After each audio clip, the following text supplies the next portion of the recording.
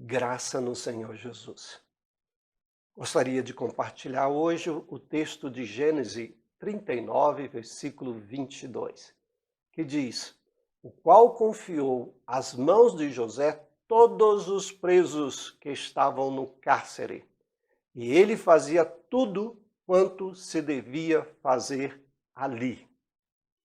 Ele fazia tudo quanto se devia fazer ali. Eu quero continuar falando um pouquinho mais sobre procrastinação. Ou seja, a gente deixar para depois, e depois vai indo e a gente não faz. Aqui nós vemos a história de José. José não estava numa situação tão boa, ele estava preso, ele estava no cárcere. José podia ficar deprimido, chateado, porque ele foi mandado para o cárcere de uma maneira injusta. E ele poderia só ficar lamentando e não fazer nada. Mas é interessante que mesmo no cárcere, José fazia todas as coisas que devia fazer.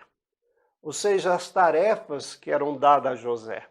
E não só as tarefas, mas José foi fazendo, acho que muito mais, porque ele sobressaiu ao ponto que o carcereiro coloca como se fosse um chefe ali também, para cuidar das celas. Isso mostra exatamente a excelência de José em querer fazer as coisas. Tudo que vier à nossa mão para fazer, a Bíblia diz que nós devemos fazê-lo conforme as nossas forças.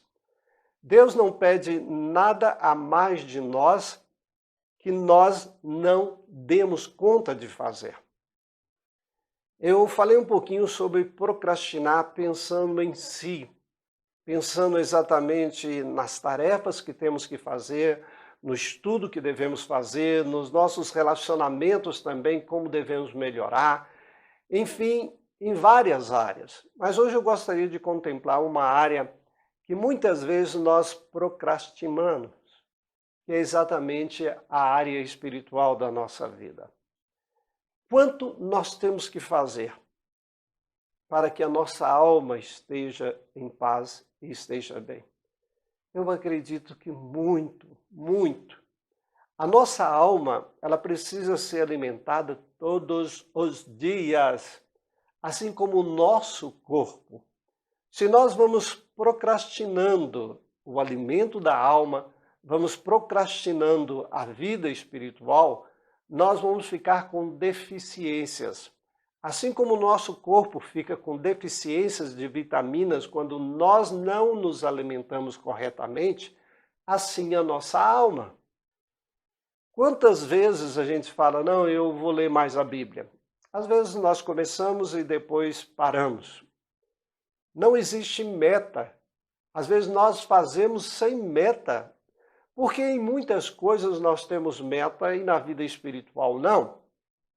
Preguiça espiritual? Sim. Quando nós planejamos em melhorar a nossa vida, de ir mais para a igreja, de estar mais junto, de servir na igreja, em algumas áreas que Deus nos deu talento, e às vezes nós não fazemos. Nós pensamos, vou fazer. E aí surge alguma dificuldade, surge alguém, surge N situações, você fala, não vou fazer. Na realidade, você está prejudicando quem? A obra de Deus? Não, se você não fizer, Deus vai arrumar outra pessoa para fazer. Mas você está prejudicando a sua alma, os seus valores pessoais, a sua vida espiritual, o seu crescimento espiritual. A Bíblia nos fala que nós devemos servir ao Senhor. E nós devemos servir a Deus completamente. Assim como a manifestação ao amor de Deus exige de todo o coração, de toda a alma e de todas as nossas forças, não significa que Deus vai nos enfraquecer fazendo assim. Pelo contrário, quando nós amamos a Deus de toda a nossa alma, de todo o nosso coração, de todas as nossas forças, quem ganha somos nós. Nós crescemos, nós nos sentimos mais em paz, mais harmoniosos conosco mesmo e com Deus e com o próximo.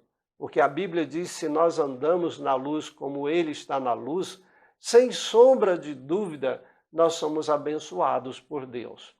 Por isso, procrastinar a vida espiritual é um pecado contra nós mesmos, contra a nossa alma. Nós deixamos de nos enriquecer espiritualmente. Por isso, tome decisões na área também da sua alma, de orar, de buscar, de ir para a igreja, de ir para a escola dominical, de aprender de Deus, e também na sua vida particular em casa, tenha tempo com Deus. Isso será bom para você.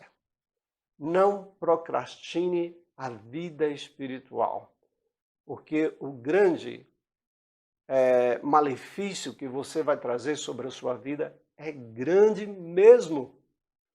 Portanto, lute espiritualmente e você verá como a sua vida se harmonizará, como você se sentirá muito melhor. Então, crie metas espirituais também para a sua vida, assim com respeito ao seu corpo, assim com respeito às suas atividades no mundo de hoje, assim com respeito ao seu casamento, se é casado, assim também pense na sua alma. Que Deus te abençoe e prossiga para o alvo que é Cristo Jesus. Um grande abraço em Cristo. Amém.